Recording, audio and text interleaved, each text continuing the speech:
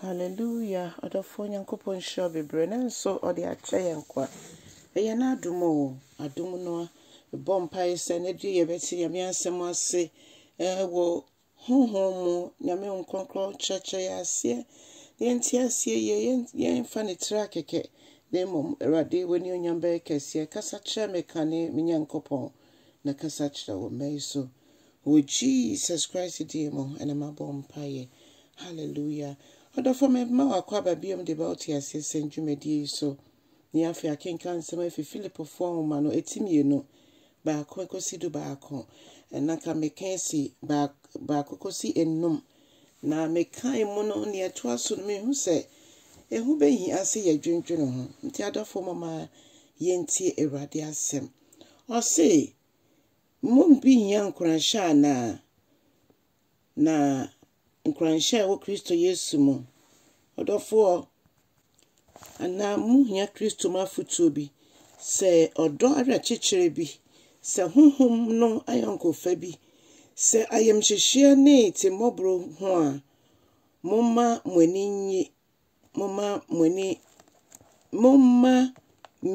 nyi inimu se mobadwene adekro enya odokro okrakro ni adwene kro mo nwene bibia tutupe ana enionyampe so na mmom momfa hobrase adwene imomo yonko enche no mo ara mo ho momma obiara nhwe ono nko ara de na mmom onhwe one ne mfefo edie bi nso ana onhwe ne mfefo nso de momma adwene ewo Kristo Yesu mu no ara ntena mo mu bi ono na owo Nyankopon tebie mu de nanso wemmu no emfasodie se ono Nyankopon se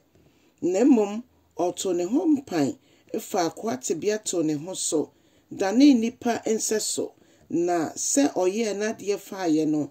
wo hunu no se onipa obre ne ho ase ye setie edikosi owuo mu asenue ho wuo mu mpo eno nti na Nyankopon so amma ne so kese na wadom no din a ebro din nyina so se Yesu din mu na osorofo ni asase sofo ni asase asefo nkotodwe nyina nkoto na tacheme nyina mpemu nka se Kristo Yesu ni Awurade imma eje Nyankopon eni onyam adofonom onyame asem ni o Kristo Yesu abaye susuduya emfanto ho edi ama menewo yembra ye ho ase yenjai na nti twitwa no yenjai se yebu ye ho chen ofofro yenjai se yetwitwa ye ho tutumu odofo ni emfa Kristo Yesu ahobrase so no enhye yenyo nuado ema ye ho ni ai mede ye me yonko a ana ye de ye me anya mede no ema me mfa ye me yonko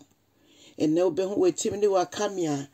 na dodo na so fi nyame fie odofo mama yenhwe Kristo Yesu nsua no ono edin na da yensu yi ono nti ne yeti ase yi ono nti ne yetimi keka ye ho yi ono nti ene yetimi epem ko bebi a yekọ odofo yesum nyame a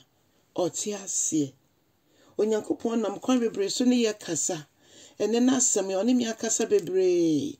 minim se wonso oni wakasa ye nyabre adwendwene asem hu de mu nyina ebra ye ko adwuma ebra ye wo fie bebi a ye wo bia no Awurade ndombo yen na asem no enkasa nkyere yen odofo minim so be cha asem no na on subscribe so be ye ne sa wa subscribe nso a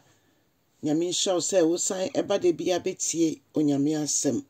onyame nka yen nyina ye ho no ndombo yen nyenye nokure echidifo asomfo yensom ye ho na Kristo Yesu ahode nye kese wo yenso eno ene nyame sompa no onyame aboa yen ema ya ye we nyina de atwene ma ye tosomienu no wanche no san nani onyemu a mene wo nyina obi biara anyo yiraba